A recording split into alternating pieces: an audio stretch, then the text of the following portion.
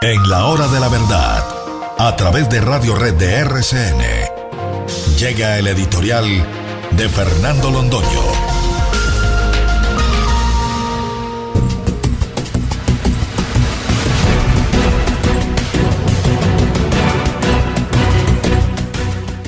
Vamos a tratar un asunto que a ustedes les va a llamar la atención, no solamente por el asunto en sí mismo, sino por la manera como lo vamos a abordar. Ese asunto es el deporte. El deporte. Inmediatamente, seguro por una asociación de imágenes automática que se producirá en la mente de ustedes, ya se trasladaron a hablar de Falcao García y de Cuadrado y de nuestros excelentes ciclistas, de Gaviria, por ejemplo, o de cualquiera de estos muchachos que nos han dado tantas glorias en las carreteras de España y de Francia y de Italia, y de los alzadores de pesas. No ese es el enfoque que le queremos dar al asunto. Queremos hablar del deporte como una política social. Al deporte se lo menosprecia mucho, y no falta el que diga que el deporte es una manera de perder el tiempo con una pantaloneta puesta y de desperdiciar el tiempo. Pues ese tal es porque ese que dice tal cosa no ha hecho deporte nunca ni ha leído jamás algo sobre el deporte. El deporte es una de las cosas más importantes que hace el ser humano desde el comienzo de los tiempos, desde el comienzo de la historia. Si ustedes se remontan a Grecia, desde donde viene toda nuestra cultura, toda ella sin falta, y se preguntan cuáles eran los hitos culturales que se producían en Grecia para los griegos, para ellos, pues podrán hablar de la poesía y del deporte. Y el grande acontecimiento de Grecia, el que paralizaba a Grecia, ¿cómo sería de importante que paralizaba las guerras?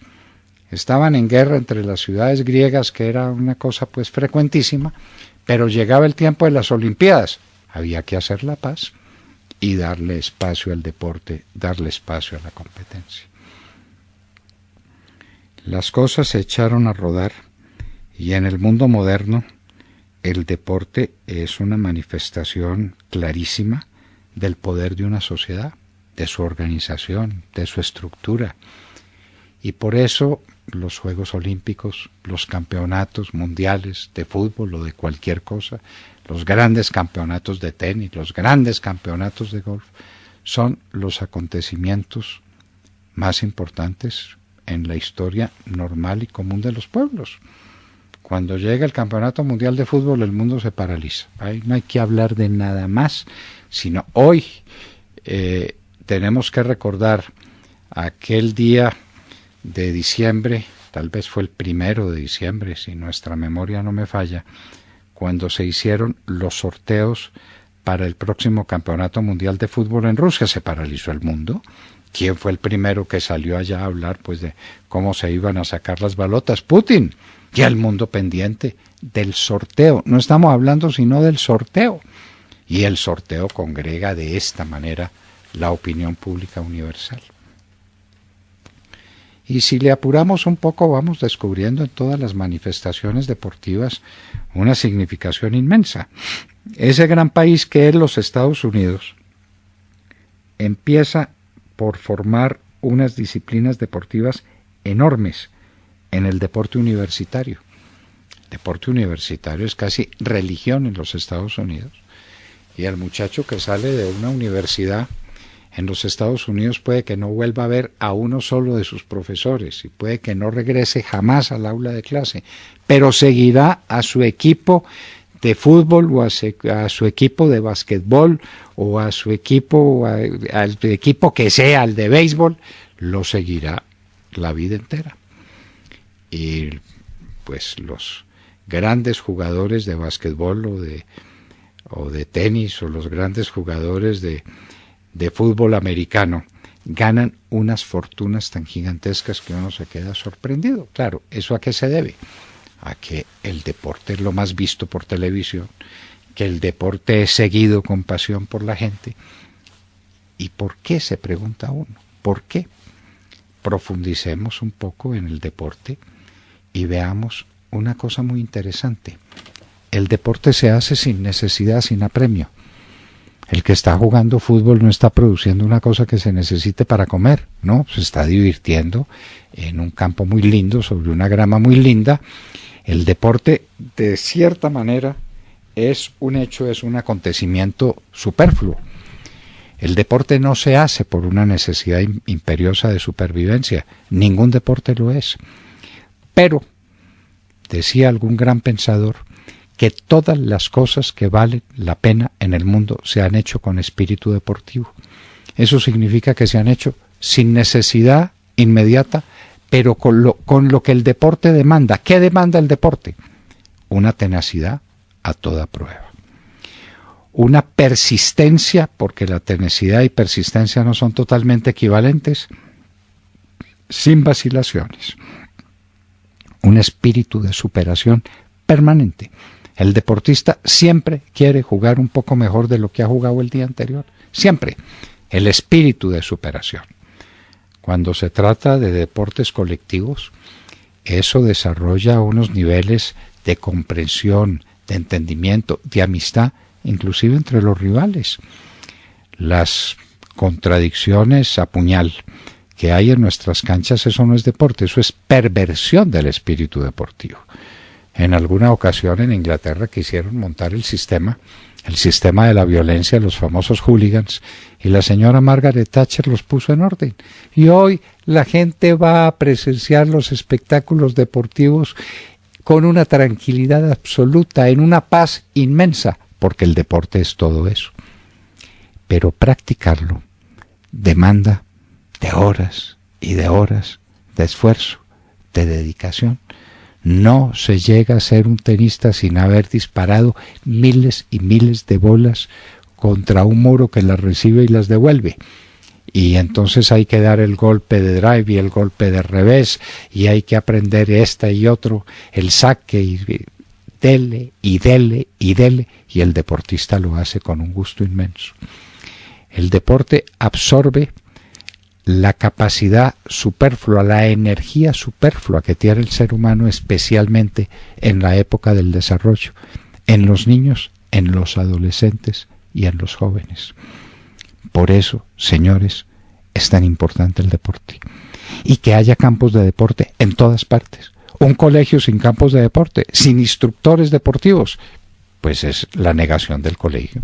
Lo primero que un colegio tiene que tener es su campo de deporte, es su instructor de deporte, es el espíritu deportivo que le infunda a los muchachos.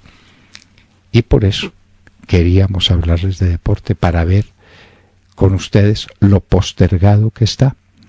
Ustedes se preguntan dónde están los mejores deportistas de Colombia, y rápido contesta: en algunas zonas negras del país, o de gente negra, de gente morena. En Tumaco, en Buenaventura, en el Chocó, está la gente más alta, está la gente más ágil, están los mejores deportistas. ¿Qué campos de deporte tienen? Ninguno. ¿Qué instrucción se le da a esos muchachos? Ninguno. ¿Cuántos Willington Ortiz o cuántos héroes del básquetbol colombiano se perdieron porque no tuvieron una oportunidad? Incontables. Pero no se trata de eso. No se trata de hablar de los héroes finales del deporte, que eso viene como resultado de una buena política deportiva. Les estamos hablando es de lo que significa el deporte para la formación del ser humano. El que ha sido deportista ha sabido de lo que es la tenacidad, ha sabido lo que es la humildad, porque en el deporte uno siempre descubre que hay alguien mejor que uno, y que le enseña, y que le puede, y que le gana. Y eso, pues, el más pintado. Hasta Nairo Quintana descubre que hay otro mejor que él. Los grandes del deporte lo saben. El deporte es formación.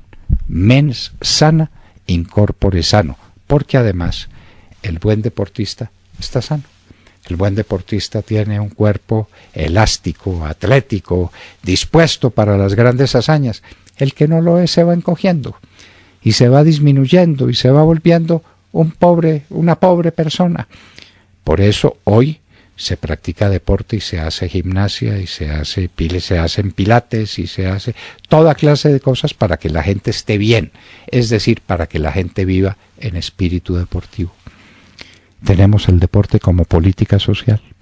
Coldeportes es realmente un organismo dedicado a estimular el deporte entre la gente, entre las clases medias, entre la gente pobre, no para sacar campeones, para ser buenos ciudadanos, para ser gente que tenga un sentido amable de la vida, para enseñarle a sonreír.